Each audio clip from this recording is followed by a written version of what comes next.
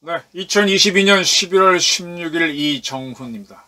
오늘의 제목은 이게 정치냐입니다. 박근혜 대통령 시절 좌파들의 선동으로 박근혜 대통령이 뭐 구판을 벌이고 누구한테 휘둘렸다라고 하니까 이게 정치냐라고 주장이 나왔습니다. 나중엔 그게 우리 정치를 선동하는 용어가 됐죠. 지금 민주당이 하는 걸 보면 정치라고 하는 거는 어렵지 않잖아요. 정치가 뭐냐 그랬더니 정은 등 따시고 배부르게 하는 거다. 이렇게 국민을 편하게 하는 거다라 그랬는데 이 민주당이 하는 걸 영 보게 되면 이게 진짜 정치냐 싶습니다. 좀 많이 실망스러워요. 국회의원들이 받는 봉급은 내가 낸 세금으로 받을 텐데 나 도로 좀 돌려달라고 하고 싶어요. 공무원들이 하는 것도 영 마음에 안 들고 하는데 이 사람들은 더해. 상당히 뻔뻔해 보여요. 장경태라고 하는 민주당 최고위원이 있습니다. 그가 요즘 좀 불편한 말을 했어요. 아니 참 같은 말을 해도 이쁘게 하는 사람이 있는데 못되게 하는 사람 보게 되면 되게 그 사람들 참 이렇게 처음엔 그 재밌어서 웃지만 듣다 보면 짜증이 나는데 이 양반이 뭐라 그런가 하면 빈곤 포르노, 영어로 파버티 포르노그래피라는 단어를 썼어요. 뭔가 하면은 이제 캄보디아에 갔던 김건희 여사가 심장병에 걸린 캄보디아에 바짝 마른 어린이를 안고 이렇게 찍은 사진. 옛날에 뭐 오드리 헵번이 아프리카 가서 그쪽에 기아에 시달리는 아이를 안고 찍은 사진과 비슷하게 찍었다라고 하면서 공격이 있었는데 그 연장선에서 이렇게 찍는 거는 빈곤 포르노라다라고 한 겁니다. 근데 이게 일방적으로 보통 사람이 듣기에 포르노 그러면 뭐 남녀가 어떻게 하는 거잖아요. 그게 아닌데 이게 왜 포르노지? 그러니까 설명을 합니다. 의료 취약계층을 홍보수단으로 삼은 것이 빈곤 포르노다. 그리고 그렇게 하는 거는 김건희 여사가 위계적 결례를 했다라고 비난했습니다. 말장난을 친 거죠. 국어사전이나 이러면 거기 뭐 학술적 용어로는 빈곤 포르노라는 말이 있습니다. 근데 보통 사람이 듣기에는 포르노그래피 그러면은 뭐 파버티 포르노그래피라고 그러지 않고 빈곤 포르노라 그랬으니까 이게 왜 포르노지? 뭐 김건희 여사하고 뭐 떠올리게 만들게 하지 않습니까? 말장난이죠. 말장난입니다. 장경태 의원은 상당히 젊은 사람입니다. 83년생이니까 지금 나이가 몇 살인가요? 40이 채 안 된 만 39의 젊은 사람이고요. 초선 의원입니다. 쭉 백그라운드를 보니까 순천에서 고등학교까지 나왔고 서울 시립대를 졸업했네요. 그 다음에 성대에서 박사과정 수료한 걸로 돼 있고 민주당에서 주로 당뇨를 했던 걸로 보입니다. 민주당에 있으면서 뭐 부대변인까지 올라왔다가 서울 동대문을에서 이번에 출마해갖고 당선된 초선 의원입니다. 초선 의원으로서 이제 최고위원까지 됐는데 그러다 보니까 뭐 튀고 싶어서 그랬는지 이런 얘기를 합니다. 근데 그리고 이 장경태 의원이 하나 흥미로운 거는요. 그가 지난 2년 전에 당선이 됐을 때는 당선되기 전에는 상당히 그때 그가 이제 KBS에 이제 그의 삶이 보도가 됐는데 상당히 가난한 정치 신인으로 소개가 됐습니다. 좁은 원룸에 살고 있고 뭐 가구들도 초라했고 그리고 이제 고향에서 서울에서 선거를 했으니까 고향에서 도와주시러 온 아버지는 요즘 같은 경우는 웬만하면 집집마다 소파가 있는데 원룸 바닥에 앉아서 아들하고 대화를 하고 그리고 장 의원은 그 TV에서 집이 어려워 대학을 2년 늦게 진학했고 아르바이트로 대학 시절을 보냈다. 나는 진짜 짠내나는 흙수저다 뭐 이렇게 했답니다. 이거를 보게 되면 그때 본인은 국회의원 당선되었고 본인이 진짜 빈곤 포르노를 한 거네. 동정심을 유발시킨 거잖아요. 자기는 그렇게 해놓고 김건희 여사가 그 병든 아이를 안고 있는 거는 빈곤 포르노라 그러면 좀 말이 안 되지 않습니까? 근데 참 보면서 뭐라 그럴까 제가 나이 들어서 그런가? 이런 걸 보면 좀 짜증이 나요. 이거 뭔가 이렇게 허트를, 상처를 주기 위해서 억지로 찾아내서 만들고, 용어도 막 찾아내갖고 만드는 것 같아요. 이게 정치가 이게 아니잖아요. 누구를 비난하고 누구 편을 드는 게 아니잖아요. 내가 지금 뭐 연거정을 하는데 저쪽을 팀을 이기기 위해서 막 작전을 짜고, 그렇다고 하더라도 룰을 지키고 신사도를 지키는 건데, 이거는 오로지 이기기 위한, 전쟁도 이렇게는 안 합니다. 제네바 조약에 따라 얻는 거, 인도적인 걸 하도록 돼 있는데, 이렇게 좀, 이렇게 뭐 이재명처럼 정치를 하려고 그래요. 이 젊은 사람들이, 이게 뭘 잘못 배웠어, 이 사람들이 진짜.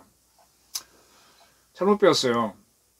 그리고 민주당은, 엊그저께 14일 명의로 사무총장 명의로 각 시도당에 지침을 하달했는데, 장기간 서명운동 거점으로 적절한 장소에 천막당사를 설치하라. 이태원 참사 서명운동을 하라는 거예요. 장애투쟁하겠다는 겁니다. 이태원 참사 진상규명을 위한 국정조사와 특검을 요구하는 범국민 서명운동을 진행하고 있는데, 천막당사를 만들어 이 서명운동의 거점으로 삼으라는 겁니다. 이태원 참사가 이렇게 그 원인을 잘 모르나요? 이게 뭐 엄청난, 이거는 제가 누차 말씀드렸지만 비유가 그겁니다. 아침에 출근하는 길에 딱 나갔더니 쥐가 한 마리 죽어 있어. 그럼 사람들이 에이 기분 나빠하고 지나갑니다. 가끔은 제가 나가다 보게 되면 비둘기도 떨어져 있더라고요. 어이구 새니까 좀 눈이 가는데 뭐 그 정도죠. 근데 집 앞에 코끼리가 쓰러져 있으면 저도 걸음을 멈추고 어이구 이게 뭐야 하고, 이거 왜 쓰러졌지? 아마 회사에 오거나 하루 종일 그걸 본 사람들하고 코끼리 이야기를 할 것 같습니다. 근데 코끼리나 비둘기나 쥐조차도 죽은 원인은 똑같을 수 있어요. 근데 그게 크다는 이유만으로 온갖 원인이 뭘까 추정을 하게 됩니다. 많은 사람이 희생되니까 뭐가 엄청난 거 있는 것 같지만, 오히려 많은 사람이 희생됐을 때는 사고 원인 자체는 굉장히 단순하고, 복잡하면 어떻게든 빠져나가죠, 사람들이. 잘 안 걸려드니까. 근데 이거를 갖고 계속 물고 늘어지겠다고 하는 거는 참 세월호의 재미를 봐도 잘못 배운 거죠, 이건. 이걸 어떻게 민주당에서 이렇게 당론으로 이렇게 가려고 합니까? 오전 11시부터 밤 9시까지 천막당사를 운영하고 시민들의 퇴근 시간과 점심시간엔 1인 피켓팅으로 홍보전을 병행하라. 이렇게 하면 국민들이 민주당을 지지해 준다고 보는 건가요? 좋습니다. 근데 이 정치라고 하는 거는 국민들을 등 따시고 배부르고 편하게 하는 거잖아요.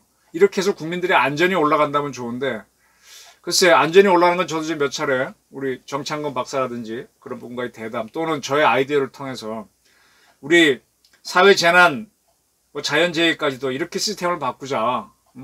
국민안전부를 하고 행정안전부를 글로 개편하고 그 다음에 지방행정은 국무조정실로 넘겨도 되지 않겠냐. 그야말로 모든 소방청, 경찰청, 해경청, 기상청, 산림청을 모아서 국민 안전을 하는 부서로 만들자. 그건 앞으로 이제 행정대책이고, 사고 원인 조사는 이제 들어가고 있지 않습니까? 근데 이걸 가지고 천막당사를 해서 자기들이 국민한테 더 어필하는 듯이 하겠다? 이게 뭐야, 이게? 이게 정치야? 좀 진지하게 좀 하면 안 되나요?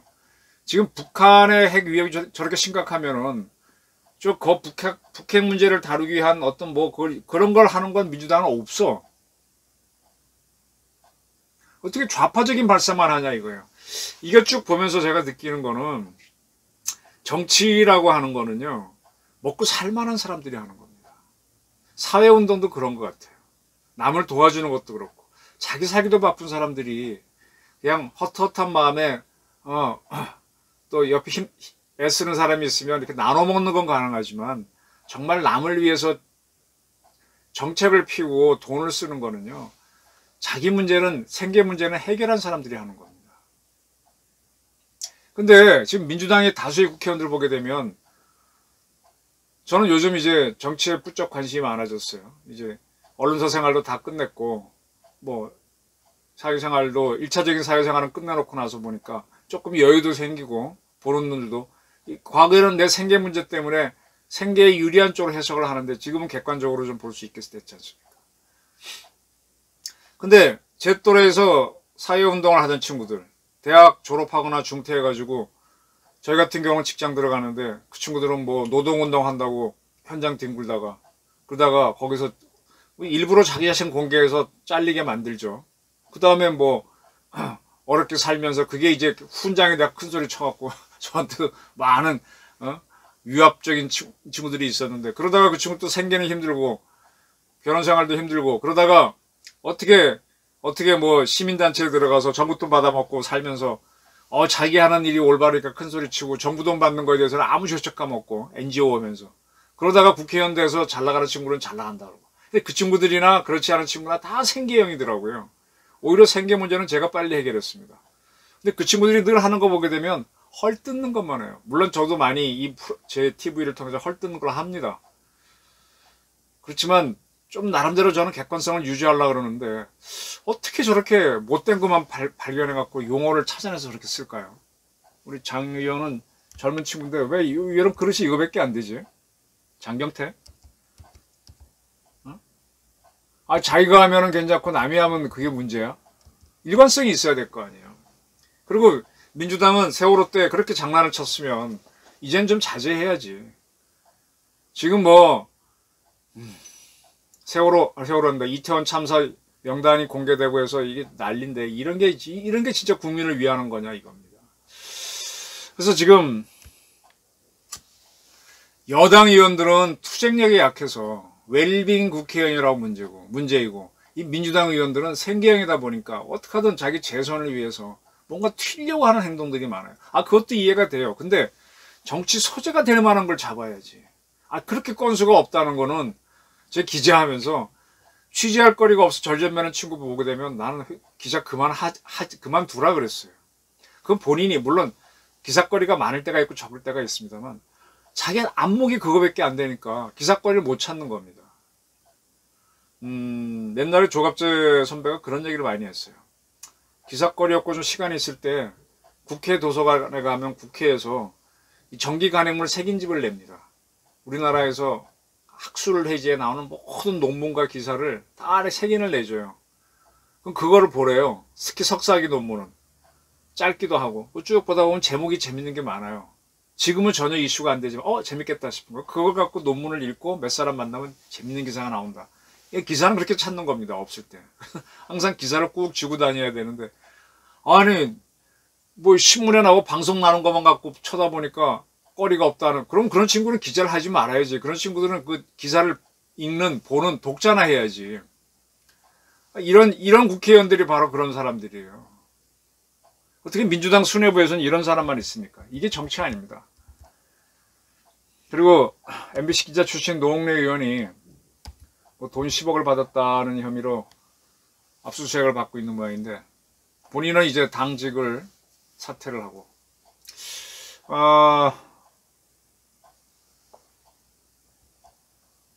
6천만 원 받았군요. 네네. 저 노 의원한테 돈을 준 사람은 민주당 사무부총장 출신 이정근 씨에게 10억 원대의 금품을 건넨 그 사람입니다.